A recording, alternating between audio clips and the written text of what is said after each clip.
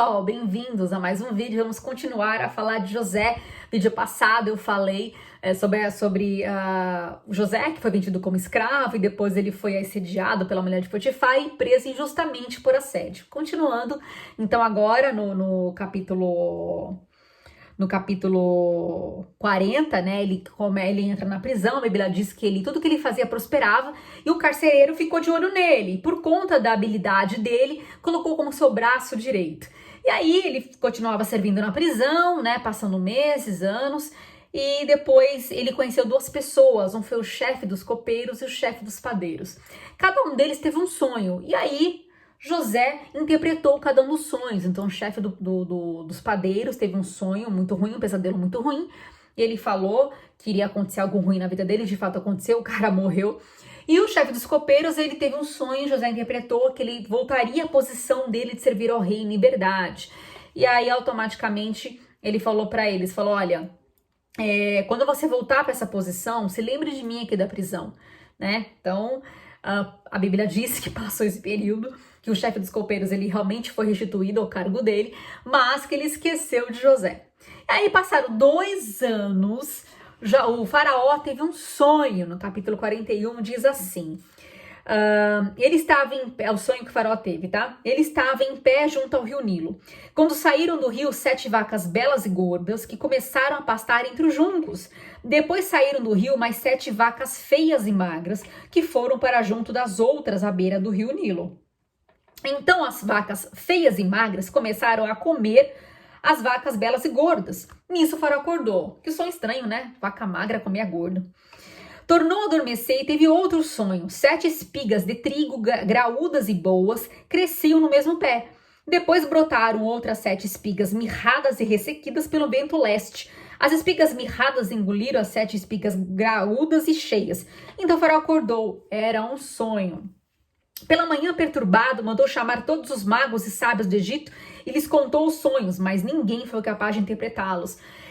Na época, no Egito, né, os egípcios levavam muito a sério os sonhos, né? Tinha até, inclusive, o livro dos sonhos com seus significados que os magos costumavam a consultar. Aí, então, o chefe do copeiro se lembrou, o faraó falou, nossa, eu cometi uma falha muito grande, eu conheci uma pessoa na prisão, que foi o José, eu tive um sonho, meu colega também teve um sonho, e aconteceu, cumpriu na vida dele e cumpriu na minha, ele pode te ajudar. Aí, faraó pediu para que chamasse José, versículo 15 e 16 diz assim, o faraó disse a José, tive um sonho que ninguém consegue interpretar, mas ouvi falar que você, ao ouvir um sonho, é capaz de interpretá-lo. Gente, que responsa. Respondeu José, isso não depende de mim, mas Deus dará ao faraó uma resposta favorável. Ó, começou bem. Aí no versículo 28 ao 32 ele conta, né, e o José dá essa devolutiva para ele. É exatamente como eu disse ao faraó. Deus mostrou ao faraó aquilo que ele vai fazer. 7 anos de muita fartura estão para vir sobre toda a terra do Egito, mas depois virão 7 anos de fome. Então todo o tempo de fartura será esquecido, pois a fome arruinará a terra. A fome que virá depois será tão rigorosa que o tempo de fartura não será mais lembrado na terra. O sonho veio ao faraó 2 vezes porque a questão já foi decidida por Deus, que se apressa em realizá-la. Eu li também um livro que fala sobre sonhos, que muitas vezes Deus fala, né, com pessoas através de sonhos. Nem todo sonho significa que Deus está falando que vai se cumprir.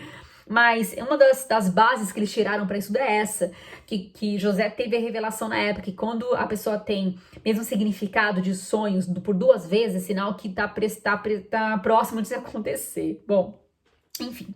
E aí, ele inclusive, depois que ele contou, José orienta, né, o faraó a levantar alguém sábio para que possa administrar, né, os celeiros, né, os grãos, porque eles, como Deus havia revelado no sonho, viriam 7 anos de muita fartura, mas depois 7 anos de fome e escassez. Ele pediu para que ele levantasse um homem sábio para poder administrar isso, separar uma parte da colheita e reservar nos celeiros. E então o faraó falou, nossa, você é a pessoa mais indicada para isso, eu vou te levantar como o mais importante aqui do Egito, que na posição da época chamava de grão-vizir, que era o equivalente a governador ou a primeiro-ministro. Então, abaixo de faraó só tinha José no comando. Vamos ler então um versículo que ele fala sobre isso, né? Ele fala o seguinte, Você terá o comando do meu palácio e todo o meu povo se sujeitará às suas ordens. Somente em relação ao trono serei maior que você. E o faraó prosseguiu: entrego a você agora o comando de toda a terra do Egito. Em seguida, o faraó tirou do dedo o seu anel, selo e colocou no dedo de José. Mandou vestir linho fino e colocou uma corrente de ouro em seu pescoço. E também o fez subir em sua segunda carruagem real, e à frente dos arautos iam gritando: abra um caminho! Assim José foi posto no comando de toda a terra do Egito. Quem diria, hein? O escravo que foi jogado num poço, que foi preso injustamente, foi levantado em grande pompa e honra como segundo homem mais poderoso da potência da época, que era o Egito. Bom, deixa eu explicar um pouquinho do cenário, né, histórico e político da época. E esse fato, essa história de José aconteceu mais ou menos há 1700 anos antes de Cristo. Nessa época, o Egito havia sido dominado pelos povos Ixos, que era o povo de origem da Ásia, tá? Origem da Ásia. Inclusive, Ixos, o nome Ixos significa, deixa eu ver aqui o nome, gente, vamos lá. Os poderosos estrangeiros, soberano das terras estrangeiras, isso aí. E aí, por eles terem dominado o Egito, né, os Ixos, o que acontece?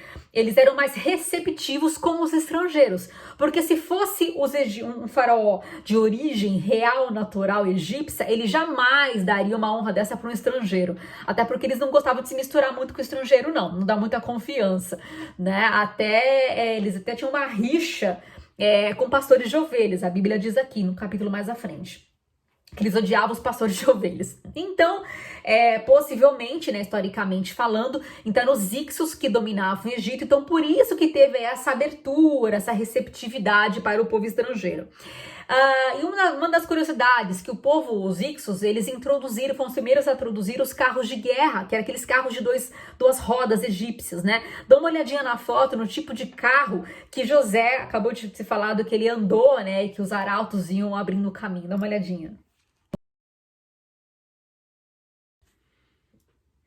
Viram só que legal? Pois foi nesse carro que José desfilava nas ruas do Egito com toda a pompa e honra. Bom, vamos lá. Outra informação importante, tá? Existem pouquíssimos registros históricos desse período de José no Egito. Por quê? Porque os egípcios, né, originais, eles relatavam tudo, né, sobre as dinastias, sobre as histórias, né, dos faraós, mas teve um silêncio aí de 200 anos, que é justamente quando o povo Ixo dominava o período do Egito. Que é uma pena, porque não tem muito registro falando sobre José, porque foi justamente nessa época que ele reinou, né?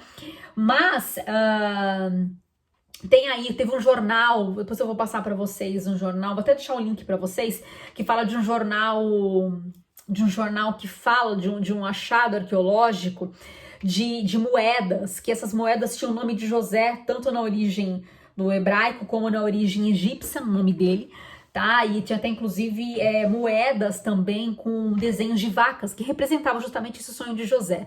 Então, mas assim, não tenho fotos, então por isso que eu não vinculei, tá? Mas existem alguns pequenos registros que falam sobre José. Tem também, inclusive, um curso de um rio artificial com o nome de José, que existe até hoje. Então, assim, é uma história verídica? Mas infelizmente não tem muita informação aí arqueológica, tá bom? Bom, continuando. E aí, vamos lá. Gênesis 42, né, fala então, depois de um período, fala da ida dos irmãos dele para o Egito, porque o Egito, gente, era uma região muito favorecida pelo rio Nilo. Então eles não dependiam de chuva para ter colheita, né? Se tivesse ali o rio disponível, ele já irrigava o solo e todas as pessoas iam até o Egito para poder buscar comida. E aí já tinha assolado esse período de fome, já haviam 2 anos já de período de fome, tá? Então José, ele tomou posse dessa posição, né, de grão-vizir ou de primeiro-ministro com os 30 anos de idade, tá? Depois de 13 anos que ele ficou lá no Egito. Aí, depois de um período, os irmãos deles vão lá, como havia dito no sonho, né, comprar trigo, porque todas as cidades vizinhas iam até o José para poder comprar comida. E aí, diz assim no versículo 6 e 8 do 42. José era governador do Egito e ele era quem vendia trigo a todo o povo da terra. Por isso, quando os irmãos de José chegaram, curvaram-se diante dele com o rosto em terra. José reconheceu seus irmãos, mas logo que os viu, agiu como se não conhecesse. E lhes falou asperadamente: de onde vocês vêm? Aí eles falaram da terra de Dan, de Canaã, né, desculpe, para comprar comida. E aí, então, olha só que interessante. Então, nessa hora, né, ele se lembrou do sonho, né, dos irmãos circulando diante dele, gente, cumpriu direitinho. E aí, fala que eles, enfim, que ele fez algumas provas com os irmãos, pediu, né, para que perguntou se ele tinha mais alguns irmãos além desse. Eles falaram: a gente tem o mais novo, que é o Benjamim, que tá lá com meu pai. Aí ele se lembrou, né, que Benjamim era irmão dele, direto, né, da mesma mãe, a Raquel. Aí ele falou: então traga o irmão mais novo de vocês, acho que vocês são espiões. Ele armou uma, né, contra os irmãos, fez uma pegadinha. As irmãs falam assim: não, pelo amor de Deus, se a gente tirar nosso irmão mais novo do meu pai, acho que ele vai morrer, ele já tá triste demais. Aí a Bíblia diz que eles começaram a se conscientizar e falar, nossa, refletir, né, sobre o que eles fizeram com José. Falou: acho que a gente tá pagando pelo pecado que a gente fez com o nosso irmão, que a gente matou nosso irmão, vendeu como escravo, enfim. Então Deus começou a tratar aí no coração dos irmãos, né? Mas até então eles não sabiam que José era o governador do Egito, até porque as vestes de José era veste de egípcia mesmo, gente. A Bíblia diz, né? Roupa de linho, cabelo raspado, barba raspada. Então ele tinha a mesma cara que os demais. Então eles nunca, jamais iam associar, né, como antigo hebreu, né, irmão deles. E aí, vamos lá. Inclusive, tem uma gravura, tá, na tumba de Cunhonhetep. Gente, Cunhotep II, tá? Eu não sei falar direito. Tá, em Hassan. Então lá tem várias tumbas de faraós e tem uma gravura, e nessa gravura mostra, inclusive, um hebreu, né, chegando no Egito, e um dos hebreus usa uma túnica, uma capa colorida. Dá uma olhadinha nessa foto. E essa foto, ou melhor, nessa gravura, ela é conhecida como José, né? Porque quem que tinha uma túnica como aquela, ainda colorida, que destoava das demais? Então, historicamente, tradicionalmente, essa é a gravura falando da entrada do José no Egito. E aí, vamos lá, continuando aqui. Depois de um período, né, dessas idas e vindas, José ele se revela aos irmãos. Vamos ler 45, capítulo 45, ó, falei rápido, eu já agilizei bastante coisa. Diz assim, ó: a essa altura José já não podia mais conter-se diante de todos que estavam ali, e gritou: façam sair todos. Assim ninguém mais estava presente quando José se revelou a seus irmãos. E ele se pôs a chorar tão alto que os egípcios o ouviam, e a notícia chegou ao palácio do faraó. Então disse José a seus irmãos: eu sou José, meu pai ainda está vivo. Mas os seus irmãos ficaram tão pasmados diante dele que não conseguiram nem responder. Ficaram tentando, né, conectar aquela situação.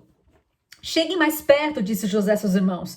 Quando eles se aproximaram, disse-lhe: eu sou José, seu irmão, aquele que vocês venderam ao Egito. Agora não se aflijam, nem se recriminem por terem me vendido para cá, pois foi para salvar a vida que Deus me enviou adiante de vocês. Gente, já houve 2 anos de fome na terra, e nos próximos 5 anos não haverá nenhum cultivo nem colheita.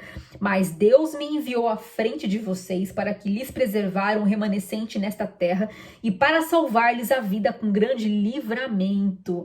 Assim, não foram vocês que me mandaram para cá, mas sim o próprio Deus. Ele me tornou ministro do faraó e me fez administrador de todo o palácio e governador do Egito. Nossa, que tremendo, né? Aí olha só que lindo, né? Então assim, olha só o José, a clareza que ele tem do chamado dele. Ele perdoa os irmãos e fala: olha, eu não vim aqui por acaso, foi Deus que quis que eu estivesse aqui nesse momento para salvar o povo. Porque querendo ou não, gente, se não fosse por José, realmente muitas pessoas iriam ser fadadas ali à morte, né? Porque a fome e a seca, elas iam alcançar. E na terra de Canaã, que era pro deserto, não tinha um rio Nilo, né, para poder irrigar a terra, eles iam morrer de fome, sem sombra de dúvida, né?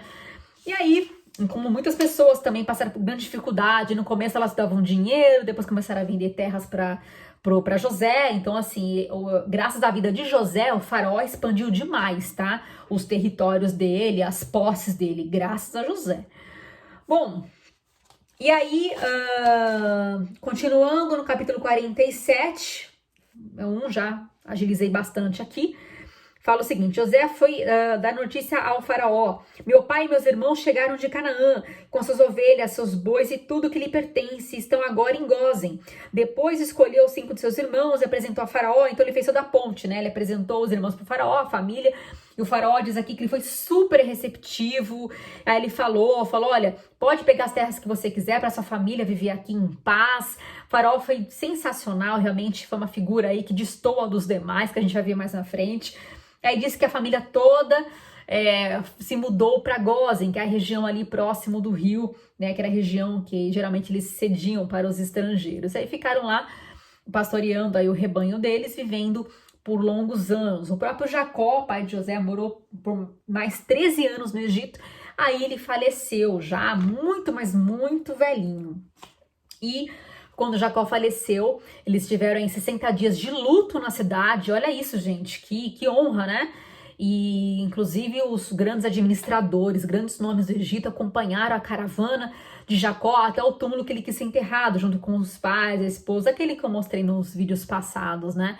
Então foi toda uma caravana acompanhando Jacó, o pai de José. Que coisa linda. E por fim, depois de alguns anos, né, o próprio José faleceu com 110 anos. A Bíblia diz que ele conheceu até a 3ª geração do filho Ibrahim, né? Ele teve 2 filhos, né, Manassés e Ibrahim. Inclusive Jacó abençoou esses netos também, como sendo praticamente filhos diretos dele. Então a mesma bênção que os demais filhos receberam, os netos dele, né, os filhos de José também receberam essa bênção. E aí foi a coisa mais linda do mundo, uma história maravilhosa. A história de José, ela é muito comparada com a história de Cristo, né, um tipo de Cristo, porque na época ele foi condenado justamente, né, foi uma vida aí muito sacrificial. E aí, graças à vida dele, um povo foi salvo, né, no final teve perdão. Então, assim, é muito associada a história de José com a de Cristo. Então, essa é a história de José, espero que vocês tenham gostado. A partir do próximo conheceremos um outro tipo de faraó, mas vai ser uma história também maravilhosa, a história de Moisés. Espero que você me encontre por lá. Um abraço, até o próximo vídeo. Se inscreva no canal, compartilhe com quem você achar que faz sentido. Um abraço.